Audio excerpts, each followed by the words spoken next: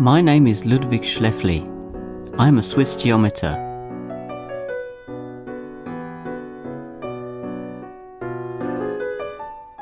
I lived during the 19th century, and I'm going to open the door to the fourth dimension for you. Even if I say so myself, I was a visionary. I was one of the very first to understand that spaces with a high number of dimensions really exist, and that their geometry can be studied. If flat creatures living in a plane can understand three-dimensional polyhedra, then why shouldn't we understand polyhedra in dimension 4?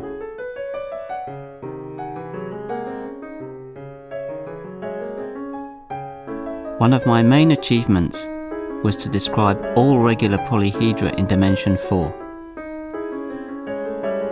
What is the fourth dimension? A lot has been written on the subject. Science fiction writers never tire of talking about it. I'm going to explain things on the blackboard. You will see that this blackboard has a bit of magic about it. What's important is to prepare yourself to forget about the world which is familiar to us and to imagine a new world that our eyes and our senses have no direct access to. We'll have to be smart, just like the lizards were before. I'm going to climb on the top of a viewpoint that unfortunately you cannot see, and I'll try to describe what I see from there. But before we begin, I'll draw a straight line on the board. Let me just mark the origin here. Each point on this line can be located by its distance from the origin, with a minus sign if it is on the left, and a plus sign if it is on the right. Usually the number is denoted by x and is called the abscissa. Since the position of a point on a line can be described by a single number, we say that the line has dimension 1. Now, I draw a second axis perpendicular to the first one. Each point in the blackboard plane is now completely described by two numbers, usually denoted x and y, the abscissa and the ordinate. The plane has dimension 2. If you had to explain to some being living on a line what it is to be a point in the plane that is unknown to him, you could simply say, a point in the plane is just a pair of numbers. Let's go to the third dimension.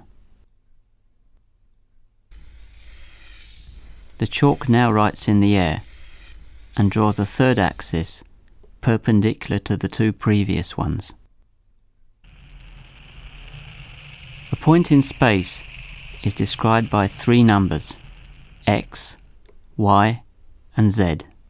One could say to the reptiles that are curious to know about our world, a point in space is just three numbers.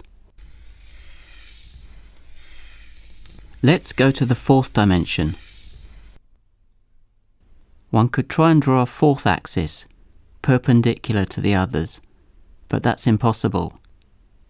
So we have to do something else instead.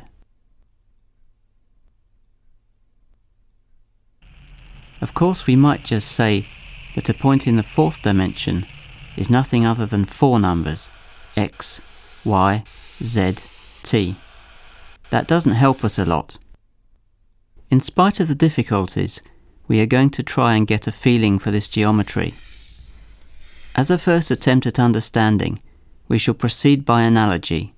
Here is a segment and an equilateral triangle.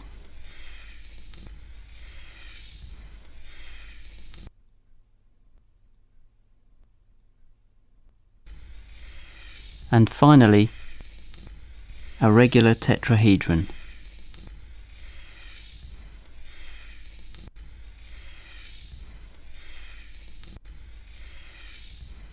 Our magical blackboard enables us to draw in space.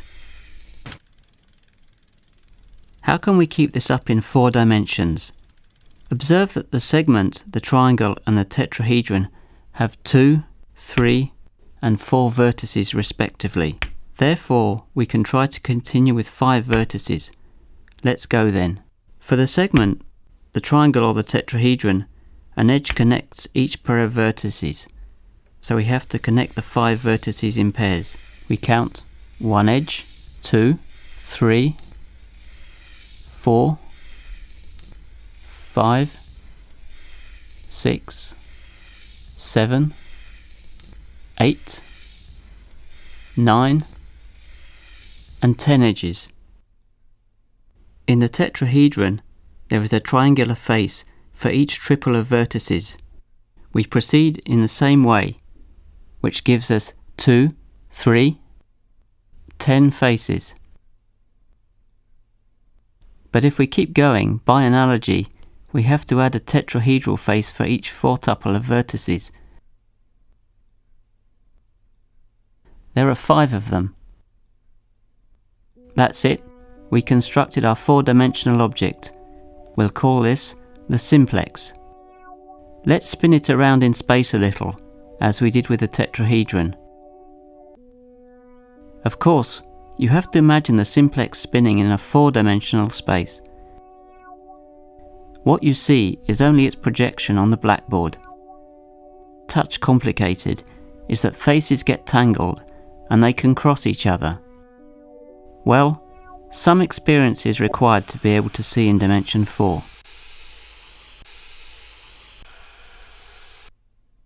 We're going to take the simplex, which is in 4-dimensional space, and move it gradually so that different cross-sections of it meet our 3-dimensional space. In the same way that reptiles could see a polygon appearing and disappearing, we will see a 3-dimensional polyhedron which appears, changes shape, and then vanishes. Here is the simplex passing through our 3-dimensional space. We're now going to meet more 4-dimensional polyhedra, passing through our own 3-dimensional world.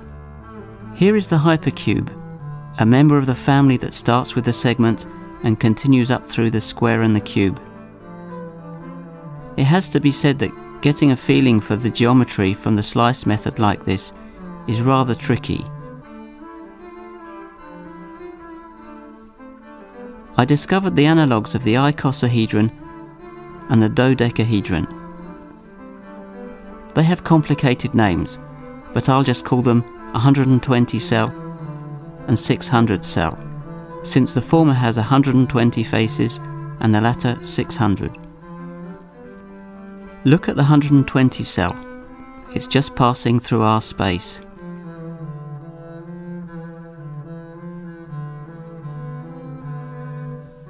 And now here's the 600 cell. Of course, when I say that a 4-dimensional polyhedron has 600 faces, I mean 3-dimensional faces. These 600 faces are 600 tetrahedra. As for the 120 cell, it consists of 120 dodecahedra. In a minute, we'll see how we can get to know them better.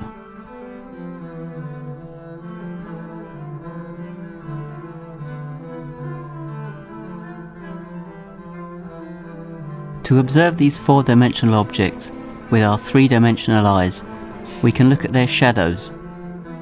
The objects are still in 4 space, but they are projected on our 3 space, exactly like a painter might project a landscape onto his canvas.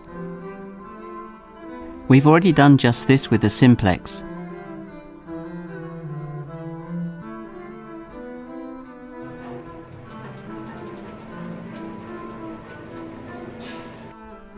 Here is the hypercube.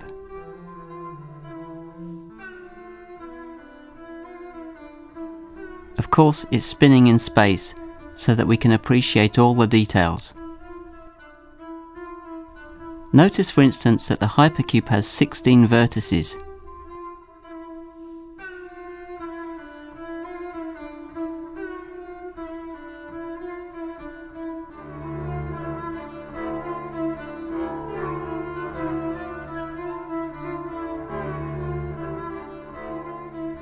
Here's a little newcomer.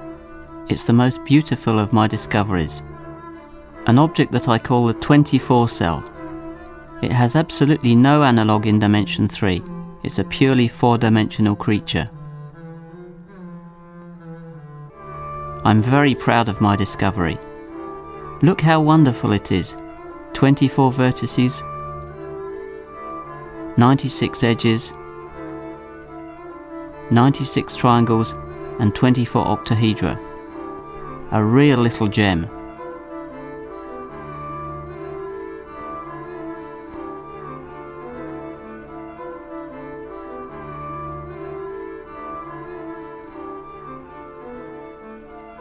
Here is the shadow of the 120 cell in all its majesty.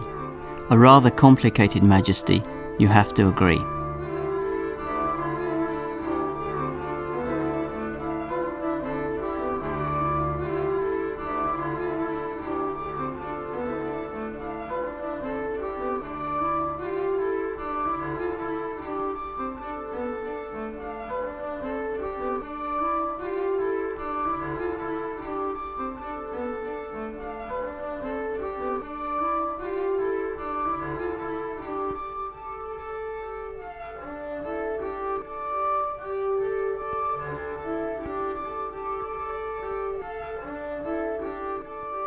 Let's get inside and have a look at its structure.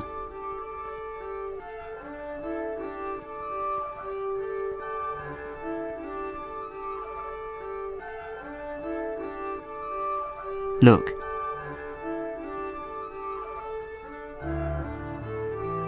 "600 vertices,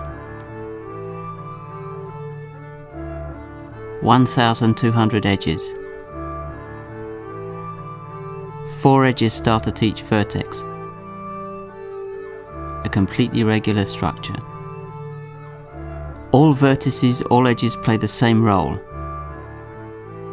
It's a pity that the projection breaks the symmetry. Let's work your imagination a little. Imagine the object in 4 space, in which a huge group of rotations permutes all these vertices and edges. The champion is the 600 cell, like a gigantic macromolecule with its 720 edges and 120 vertices, and 12 edges starting from each vertex.